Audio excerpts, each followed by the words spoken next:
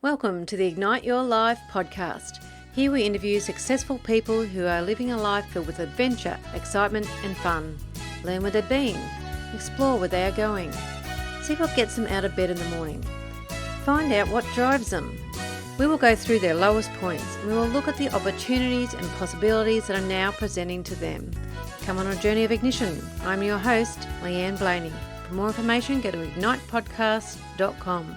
Let's ignite. Andrea Brockbank is a certified dream builder coach with the Life Mastery Institute who is passionate about helping you create a life you love living. Andrea specialises in helping people from all walks of life build their dreams, accelerate their results and create rich and more fulfilling lives. For over 25 years, Andrea has studied and implemented transformational success principles within her own life and is a sought-after speaker, trainer and certified coach. Andrea's workshops and coaching programs help people break through limitations and achieve greater results than they have ever known before. Hi Andrea, welcome to the Ignite Your Life podcast. Thank you, Leanne. It's lovely to be here. I'm really excited to share your story. So shall we get started? Okay, go for it. Excellent. All right. Do you want to tell us a bit about where you are now? What's actually happening for you right now?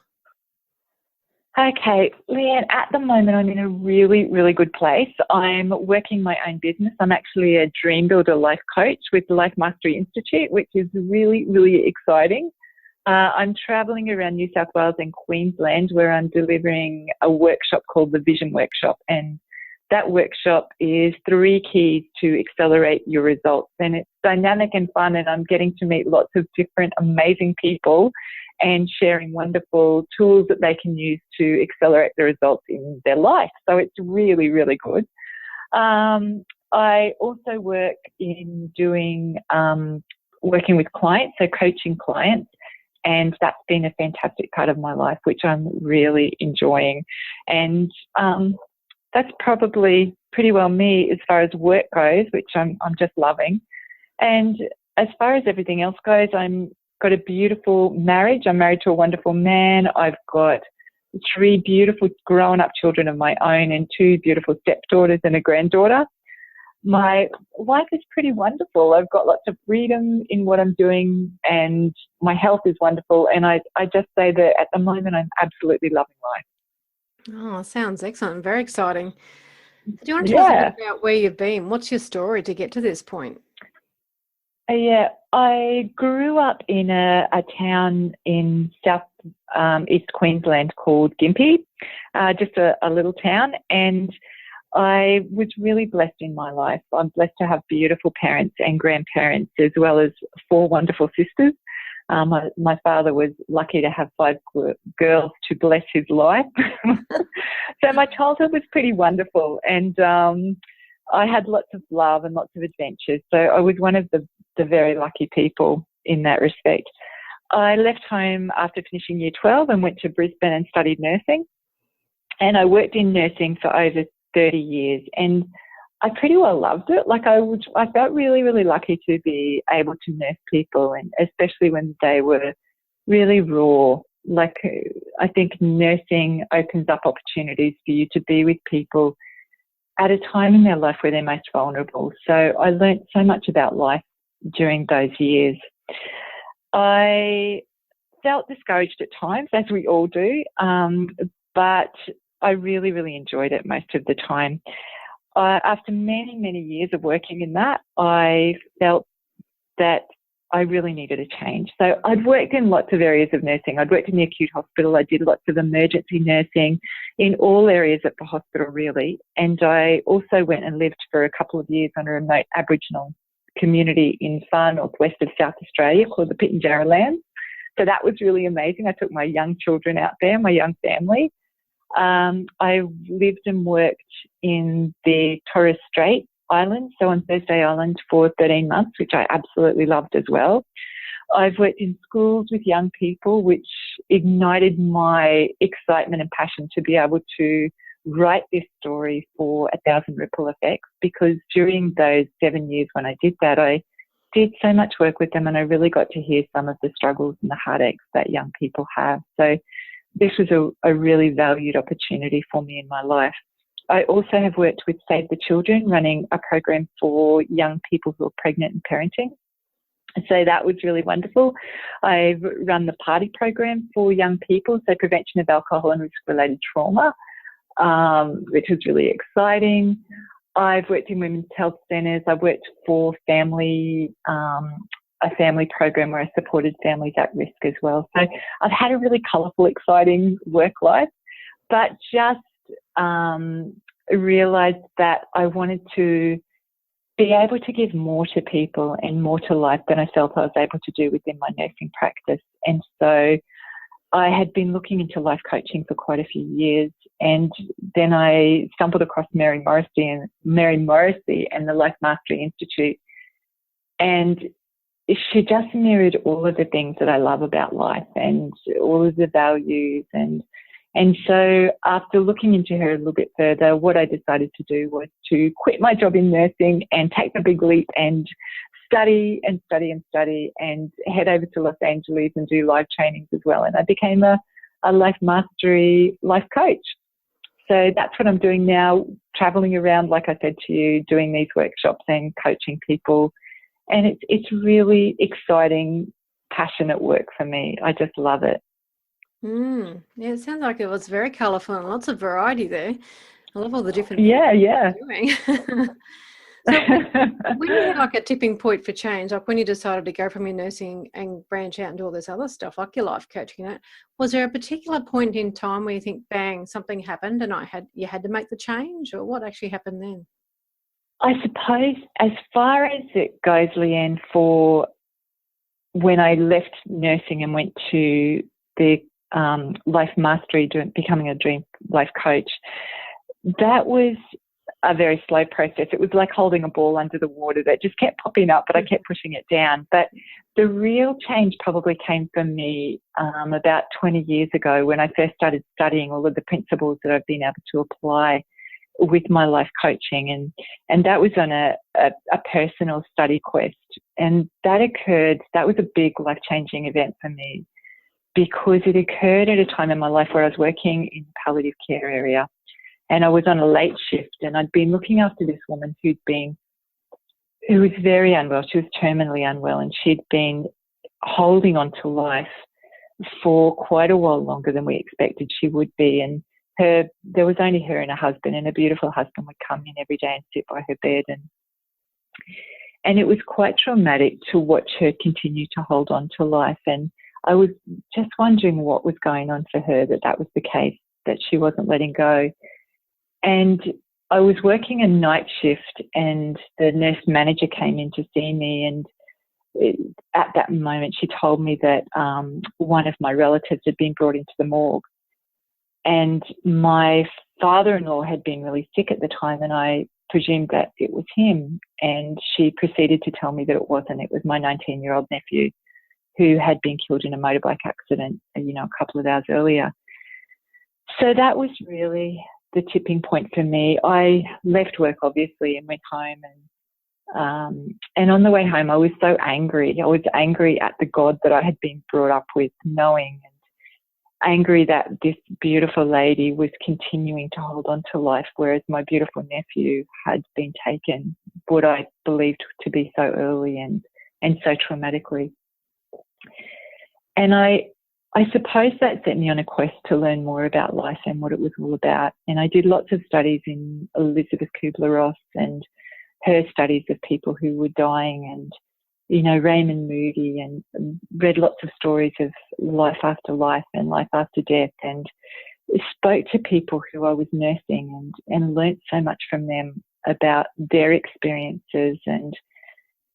And that was a really big tipping point in my life, because I realised after that, and the learning that I invested in and the learning of life just sent me on a totally different trajectory. And I think then gradually over the years, the more I learnt about life, the more I indulged in the theories and the studies and the laws of life. That was when I just felt no longer could I stay in an area which I did really love, and there's so many amazing people working in that area, and they're doing fantastic stuff. but it was more focused on the physical body.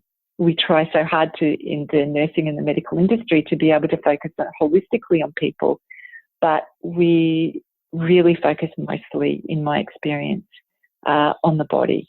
And I just realised there was so much more to people than just the body. And so that was my tipping point. That was my big tipping point. And eventually, like I said to you, in that industry, holding the ball underwater for such a long time and realising that I had to do more. I felt discontent and longing within myself. There's two beautiful growth signals that we can tap into within ourselves. I just realised that I had to change, and that's what I did. Yeah, it's certainly a big tipping point when you have trauma, isn't it? But there's also other tipping points along the way that just help you change direction. Do you think you've had a few lightning bolts or a bit of a slow rumble that instigated you to make changes?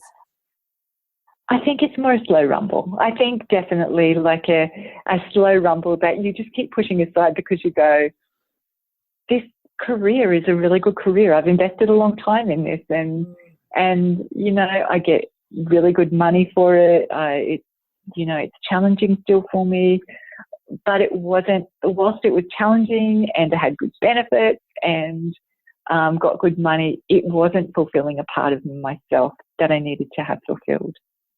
So it definitely is slow rumbling. It's like that whole ball thing underwater. I think that explains it perfectly. It does, doesn't it? I love that. So what about along the way when you've made the changes and, you know, you've become this life coach or you've done all these different things, have you had challenges along the way that made you feel like throwing in the towel? Definitely. I definitely have challenges. I think we all have challenges. If we're alive, we've got challenges, don't we? Yeah. So definitely many, many challenges. I think that big change can be really difficult for a time because not only are you changing your own understanding and your parameters of your life, but you're also changing in other people's understanding of you. And some will support you and think it's great, but others won't really understand what you're doing and they'll move away from you, and that can be really hard. But when I signed up for coaching and decided in that moment to give up my nursing career, all sorts of challenges arose for me. So money was a big one.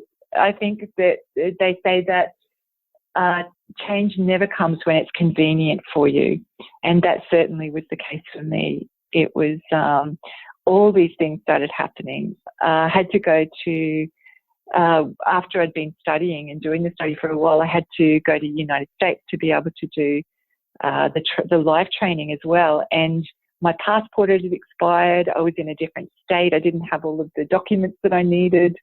That was a real challenge to get it because I had remarried, so my name had changed with my previous passport.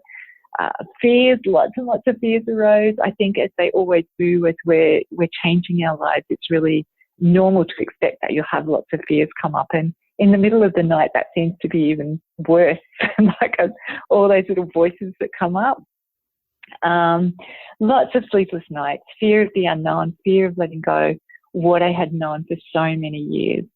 But I can honestly say to you, though, Leanne, that I've never actually felt like throwing in the towel. I've just truly believed that this is the path that I want to follow.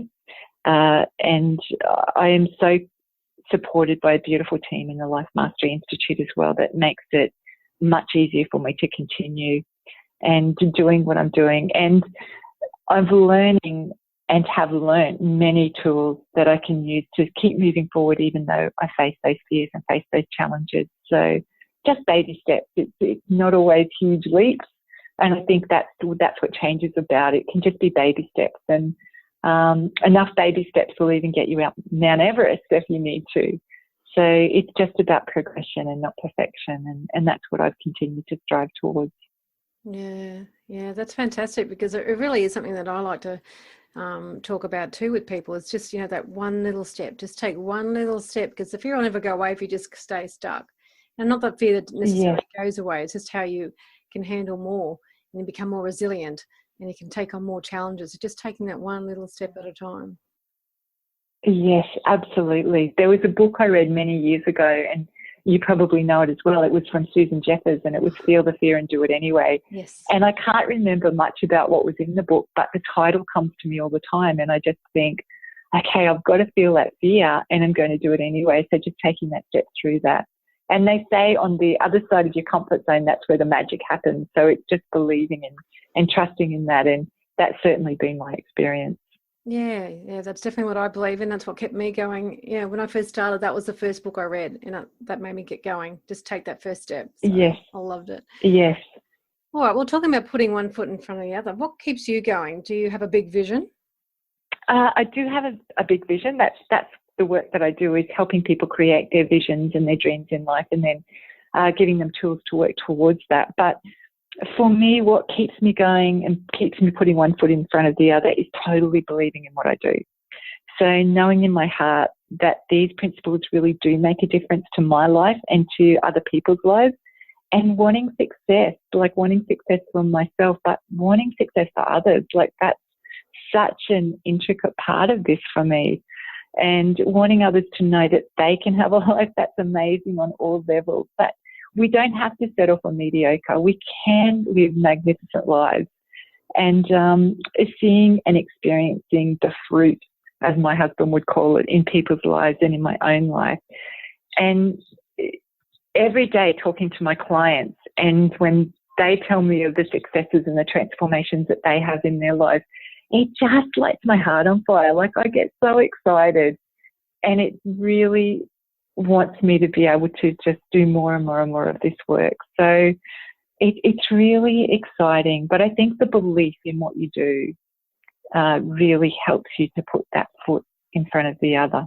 What about an ignition point? Have you had, a point in time when things have really started taking off for you? Yes, yeah, absolutely. In applying my vision to my life. So what I do is, a part of what the coaching I do, it's actually designing a vision or designing a dream for your life in the first place. And then you apply the principles that I have in the Dream Builder program to your life. And if you apply those principles, you actually can skyrocket your results. And in starting this work and in applying these principles to my own life, it's transformed. Like I can honestly say to you that 12 months ago, I would never have believed that I would be in the place where I am now. And then prior to that, like 12 months before that, I would never have believed that I would have been there. So as soon as you apply these principles and you really do the work on your own life, then this stuff works. And that's how I've seen those huge changes in my life, is just living what I'm teaching. So what new possibilities have opened up for you then? This is a really beautiful possibility. This being able to be a part of this book, the 1,000 Ripple Effects. I feel so honoured to be a part of this, and the work that Stacey has done to help young people, and especially young homeless people, who don't have parents or don't have support in their lives, to get this message out to them. I just think this is a wonderful opportunity for me to be able to give back to the young people of the world, and seeing where this goes in the future, like for them, like if we can help, I know they say one person or one starfish, in that starfish story. I think that's a beautiful, beautiful thing. And then the ripple effect that has from there. But I feel so proud and honoured to be part of this project and doing it with all of these other inspiring authors as well. And I'm really excited to be able to make this change in young people's lives in our world. What could be better than this? What a wonderful opportunity.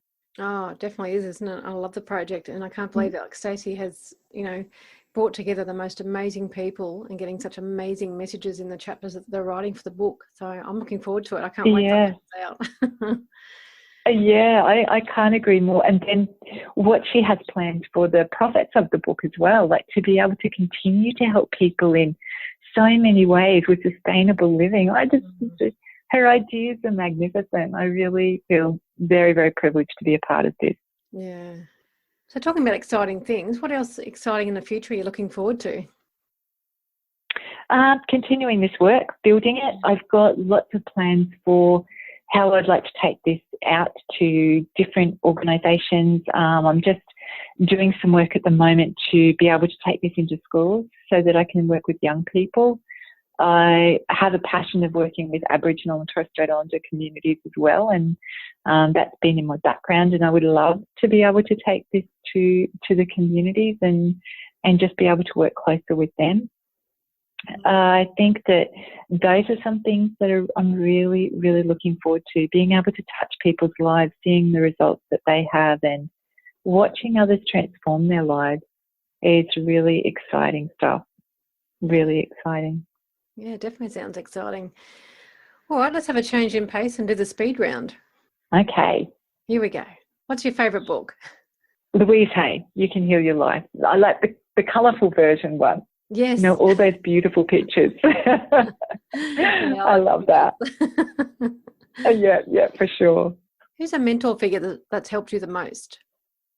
I'd say Mary Morrissey. I just love her. She's beautiful and continues to mentor me. So I'm very blessed. What's a daily ritual that works best for you? I do a morning and an evening vision. So I have a vision statement written out. I've got a long version and a travel version, and I do the long version every morning and I come from that version, and then I do the short travel version at night so that I go off to sleep with those visions in my mind. And I also do a daily gratitude journal where I list as many things as I can think of that I'm grateful for in that day. And that works so beautifully for me. Yeah, great rituals. I love them. What's your favourite food?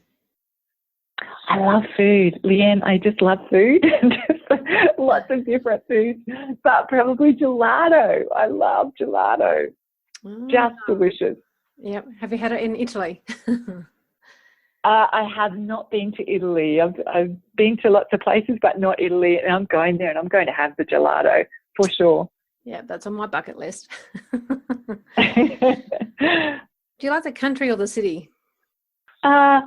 I love Australia. Like, it is such a beautiful country, and it's so different geographically, like physically. It is so different, like all around it. I haven't been to the southwest corner, which is somewhere where I'm definitely going to, but I've been to lots of other parts and been able to explore, you know, lots of areas of Australia, which I feel so blessed to have been able to do. And I love it. It's a gorgeous, gorgeous country. Yeah, it certainly is. What's the biggest piece of advice to give to others to help them make change in their life? I would say just decide for it. Just decide for the change that you want and then get support to do it. So big change in life or even small changes can be much easier to achieve if you've got the support of someone. It's like if you want to be the best footballer player on the field, you always get a good coach to be able to help you with that. So I would say that to be able to have the best life that you could possibly have, it's wonderful to have someone who is trained in that field to be able to support you through that. Because I think a lot of people start off on their own with really great intentions to be able to change their life, but it does get tough. And if we've got someone who is holding that space for us and who's supporting us along the way and giving us tools to be able to achieve that, it makes it a much easier task rather than feeling like we've got to do it on our own. So I definitely say getting support from somebody.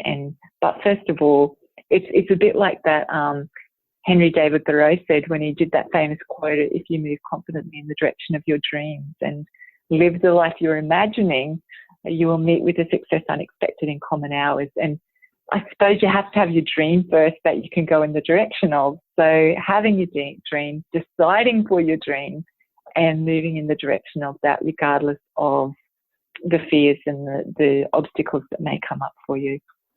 Yeah, no, I love that. Thank you. All right, last question. If you had a time machine, what would you go back and do differently or tell your former self? Probably just relax and trust it all works out in the best possible way. And no matter what the circumstances or the situations might feel like at the moment, to trust that you're so much greater than you might realize in that moment, that it's all good. To believe in yourself and to be able to handle whatever life sends your way. doing differently, I would say I wouldn't do anything differently. I think I feel really blessed to have had all the experiences I've had in my life, because they've truly, truly molded me into the person I am today. And I'm really happy with that person, and I'm happy with my life. I can truly say that. So it's all good. But I would say to relax during those times that are challenging, and we all have them, and we'll all continue to have them as long as we're alive, as long as we're breathing.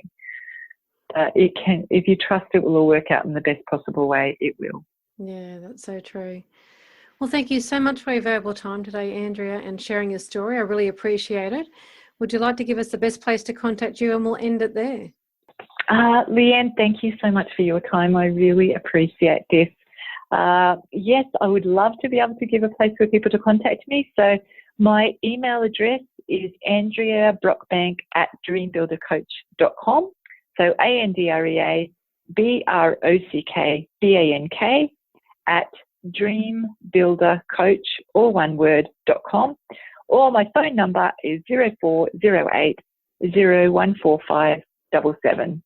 I also have a website, www.andreabrockbank.dreambuildercoach.com, and that has a link to my Facebook page. So please contact me if you would like to know any more about what I'm doing. I would love to be able to help you. And have a beautiful day. And thank you, Leanne, for this interview. I feel really, really blessed to be on it. You're welcome. Thank you so much. Igniters, Andrea's passion for supporting people with such deep love, enthusiasm and motivation is amazing. You can tell she absolutely loves life. And I love how she says we don't have to settle for mediocre, we can experience magnificence. If you want to contact Andrea, go to her website www.andreabrockbank.dreambuildercoach.com. And to discover how to blossom into your wisdom years to experience a magnificent life, go to my website leanneblaney.com.